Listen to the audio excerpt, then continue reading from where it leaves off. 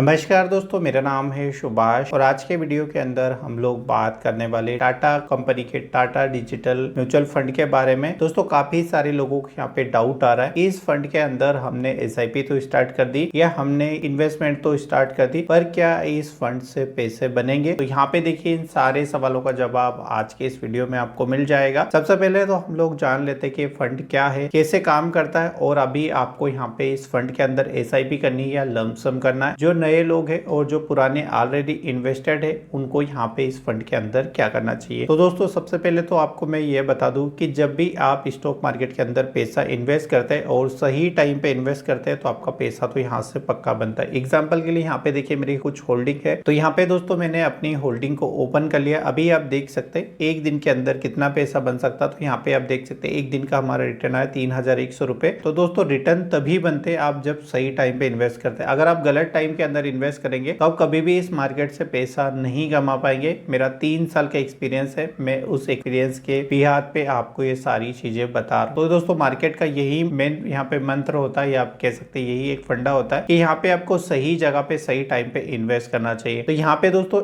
एक लौता फंड जो सबसे अच्छा फंड है टाटा का, यहाँ पे मैं उसको सर्च भी कर लेता हूँ, टाटा डिजिटल फंड। तो ये दोस्तों फंड क्या करता है, सबसे पहले तो ये समझ लीजिएगा। तो दोस्तों, इंडिया की टॉप मोस्ट डिजिटल कंपनी है जो डिजिटल वे में काम करती है या डिजिटल प्रोडक्ट के ऊपर काम करती है, ये उनके अंदर ही इन्वेस्ट करता है। ये आपके बैंक सेक्टर में इन्वेस्ट नहीं करता, ये आपके मशीनरी के अंदर इन्वेस्ट नहीं करता, ये किसी भी सेक्टर पे फोकस नहीं करता। यहाँ पे ये फोकस करता है आईटी सेक्टर की जो भी कंपनियां ज्यादातर होती है उनके अंदर ये अपना इन्वेस्टमेंट करते हैं। तो यहाँ पे दोस्तों अभी इस फंड के अंदर आप देखेंगे तो काफी ज्यादा करेक्शन है। यहाँ पे आप देखेंगे ये लाइफ टाइम हाई का है, तो यहाँ पे आप देख रहे होंगे यहाँ फंड ने हाई लगाया, बट उसके बाद यहाँ पे देखिए फंड नीचे। और अगर आप निफ्टी का देखेंगे तो 19,000 के भी प्लस यहाँ पे निफ्टी चल रहा। तो ऐसा भी यहाँ पे क्या हुआ है, तो दोस्तों जो आईटी कंपनियां इंडिया की जितनी भी बड़ी कंपनियां, उनका मेनली जो बिजनेस आता है वो यूएसए, कनाडा और जितनी भी वेस्टर्न कंट्री है वहां से आता है। तो वहां पे अभी क्राइसिस चल रही, यानी कि इकोनॉमिक क्राइसिस चल रहे, तो वहां पे उतनी डिमांड नहीं है क्योंकि आईटी कंपनी आपको पता है बैंकिंग टेक्नोलॉजी इनके अंदर काम करती है। तो जब डिमांड नहीं रहेगी, बैलेंस शीट के अंदर प्रॉफिट नहीं रहेगा, तो कोई भी इन्वेस्टर इन स्टॉक को नहीं खरीदेगा। ऑलमोस्ट आप देख लीजिएगा, कोई भी आईटी का शेयर हो, जैसे टेक महिंद्रा हो गया, आपका टीसीएस होगा, इन्फोसिस होगा, इस टाइप की कंपनियों में ज्यादातर इन्वेस्टर अभी पैसा नहीं डाल रहे क्योंकि बाहर से इनका बिजनेस आता है और वहां पे अभी क्राइसिस चल रहा है। तो आपको दोस्तों इसी टाइम पे आपको इन्वेस्ट करना चाहिए। अगर आप मार्केट हाई में इन्वेस्ट करेंगे कुछ टाइम तो आपको रिटर्न अच्छा देखने को मिल जाएगा, 2% हो जाएगा, 7%, 12%, आपको लगेगा वाह मैंने क्या इन्वेस्ट किया। बट दोस्तों एक सही वे इन्वेस्ट करने का वही होता है। तो यहाँ पे दोस्तों अभी इस फंड के अंदर मेरा मानना है कि आपको एसआईपी नहीं करनी चाहिए, आपको यहाँ पे यूज करना चाहिए वन टाइम वाला, यानी कि आपको यहाँ पे लमसम करना चाहिए। तो दोस्तों मैं यहाँ पे आपको बता दूं, ये मेरा पर्सनली व्यू है। अगर आपको मेरी बातें सही लगती है तो आप इस फंड में लमसम कर सकते हैं, नहीं तो आप जैसे चाहे ऐसे इन्वेस्ट कर सकते हैं। बट मेरा जो 3 साल का एक्सपीरियंस कहता है कि अभी इस फंड के अंदर आपको एसआईपी को अवॉइड करना चाहिए, आपको यहाँ पे सिर्फ इन्वेस्ट करना चाहिए लमसम के ऊपर। तो आप लमसम के ऊपर यहाँ पे फोकस कीजिएगा। आपका पैसा बनने में यहाँ पे टाइम तो लगेगा, मैं नहीं कह रहा कि भाई 6 महीने पैसा बनेगा, 1 से 2 साल तक आपको यहाँ पे वेट करना पड़ेगा। बट जैसे ही आपके पास एनवी ज्यादा हो जाएगी और जैसे ही आईटी सेक्टर के अंदर रैली आएगी, आपके पास काफी अच्छा फंड हो जाएगा। जो फंड अगर आप यहाँ पे हायर लेवल पे इन्वेस्ट कर देंगे और बाद में आप उन फंड को देख लीजिएगा, आज की तारीख नोट कर लीजिएगा, उसके बाद 1-2 साल बाद आप देखेंगे तो वो फंड हो सकता है नीचे आए और ये आपका फंड ऊपर मूव करे। तो दोस्तों इस तरीके से आपको इन्वेस्ट करनी होती है और मैं भी इसी तरीके को फॉलो करके अच्छा पैसा मार्केट से बनाता हूँ। तो यहाँ पे दोस्तों अगर आप एनवी का प्राइस यहाँ पे देखेंगे तो इनका एनवी का प्राइस अभी 38 रुपए है। रेटिंग दोस्तों इस फंड की अवेलेबल अभी नहीं है। अगर मैं यहाँ पे फंड स्टार्ट की बात करूँ 2015 में ये फंड स्टार्ट हुआ था, ऑलमोस्ट इस फंड को 8 साल के समथिंग होने में आ गए। यहाँ पे दोस्तों अगर आप इसकी एसआईपी की बात करें तो 150 रुपए से आप इस फंड के अंदर एसआईपी कर सकते हैं। और मैं यहाँ पे फंड के साइज की बात करूँ 7,253 करोड़ रुपए इस फंड का साइज है। उसके बाद यहाँ पे हम नीचे आएंगे तो हमको होल्डिंग देखने को मिल जाएगी। यहाँ पे होल्डिंग आप देख रहे होंगे 30 कंपनी के अंदर होल्डिंग है। बट दोस्तों ज्यादातर म्यूचुअल फंड रहते हैं वो अपना सारा पैसा स्टार्टिंग के 5 कंपनी के अंदर ही डाल के रखते हैं। तो वो कौन सी 5 कंपनी है, यहाँ पे आप देख सकते हैं 20% का स्टेक इन्होंने लेके रखा है इन्फोसिस में, 17% के से ज्यादा स्टेक लेके रखा है इन्होंने टीसीएस में, 8% से ज्यादा का स्टेक इन्होंने एलटीआई के अंदर लेके रखा है, 8% के समथिंग इन्होंने स्टेक लेके रखा है एयरटेल के अंदर, 8% के समथिंग इन्होंने इन्वेस्ट करके रखा है टेक महिंद्रा के अंदर, 8% के समथिंग इन्होंने इन्वेस्ट करके रखा है एचसीएल टेक के अंदर। उसके बाद नीचे आप देखेंगे तो इन्होंने इंटरनेशनली भी इन्वेस्ट करके रखा है, इन्होंने फेसबुक के अंदर भी पैसा डाल के रखा। इससे दोस्तों आपको कंपनी का पूरा विजन क्लियर हो जाता है कि कंपनी यहाँ पे फोकस करती है डिजिटल कंपनी के अंदर। मैंने वीडियो की स्टार्टिंग में ही बताया था। के बाद यहाँ पे अगर आप आएंगे तो यहाँ पे देखिए इनका expense ratio, exit load then taxes आ जाता है। मैं पे एक्सपेंस रेशो की बात करूँ 0.37% का आपको एक्सपेंस रेशो इस फंड के अंदर लगेगा। आप बीच में एग्जिट करेंगे यानी कि 30 दिन का इसका टाइम पीरियड है, इसके पहले आप अगर यहाँ से एग्जिट करेंगे तो 0.25% आपको इनका एग्जिट लोड यहाँ पे चार्जेस पे करना होगा। नीचे आप स्टाम्प ड्यूटी देख सकते हैं, उसके बाद गवर्नमेंट के टैक्सेस देख सकते हैं। ये ऑलमोस्ट सभी फंड के अंदर सेम होते हैं। यहाँ पे फंड मैनेजर्स की बात करूँ तो फंड मैनेजर यहाँ पे आप देख सकते हैं मीना शेट्टी और अरविंद कुमार जी इस फंड को मैनेज कर रहे हैं। और डिटेल्स में इनके बारे में पढ़ना चाहते हैं तो व्यू डिटेल्स के ऊपर आप क्लिक करेंगे। यहाँ पे इनका क्वालिफिकेशन देन इनको कितना एक्सपीरियंस है वो सारी चीजें यहाँ पे मेंशन की गई होगी। ऑलमोस्ट यहाँ पे मैंने फंड के बारे में आपको सभी डिटेल दे दी। और आप और डिटेल्स में यहाँ पे एनालाइज करना चाह रहे हैं कि भाई फंड किस सेक्टर में काम कर रहा, तो यहाँ पे होल्डिंग में आइएगा। यहाँ पे होल्डिंग एनालिसिस का ऑप्शन आता है, यहाँ पे आप आएंगे और यहाँ सारा पैसा आप देख रहे कि इस फंड ने 77% अपना डिजिटल में डाला है, 9.6% कम्युनिकेशन में डाला है, सर्विस के अंदर 8.7 डाला है। अदर की मैं यहाँ पे बात करूँ तो 4.1% इन्होंने अदर सेक्टर्स के अंदर डाल के रखा है। अभी आप में से काफी सारे लोग सोच रहे होंगे कि भाई अगर मैं इस म्यूचुअल फंड के अंदर पैसा लगाता हूँ, जो रिसेंट अभी इसका सिनेरियो चल रहा, तो यहाँ पे कितना पैसा बन सकता है। तो यहाँ पे देखिए मैं ऑल टाइम के ऊपर क्लिक करूंगा और जिन इन्वेस्टर ने स्टार्टिंग से यहाँ पे पैसा डाल के रखा है तो यहाँ पे उनका रिटर्न आ रहा है भाई 19.5% के ऊपर। तो इसको आपको कैसे कैलकुलेट करना है कि फ्यूचर्स में आप यहाँ से कितने पैसे बना सकते हैं। तो यहाँ पे देखिए मैं SIP कैलकुलेटर ओपन कर लूंगा। जैसे ही आप SIP कैलकुलेटर ओपन करेंगे आपके सामने कुछ इस तरीके का इंटरफेस ओपन हो जाएगा। जब ये पूरा ओपन हो जाता है तो यहाँ पे देखिए SIP कैलकुलेटर है। यहाँ पे दोस्तों आपको अपना मंथली SIP डालना होगा। तो मैं आपको अगेन रिकमेंड कर रहा हूँ कि आप यहाँ पे लमसम में अभी इन्वेस्ट कीजिएगा। अभी SIP करने का इस फंड के अंदर समय नहीं है। जब SIP करने का टाइम आएगा तो मैं डिटेल्स वीडियो बना के आपको बता दूंगा। तो यहाँ पे देखिए मैं मान रहा हूँ कि भाई आप यहाँ पे 2500 रुपए का SIP करेंगे। रिटर्न हमने देखा था 19 से भी यहाँ पे प्लस चल रहा है। तो यहाँ पे देखिए मैं इसका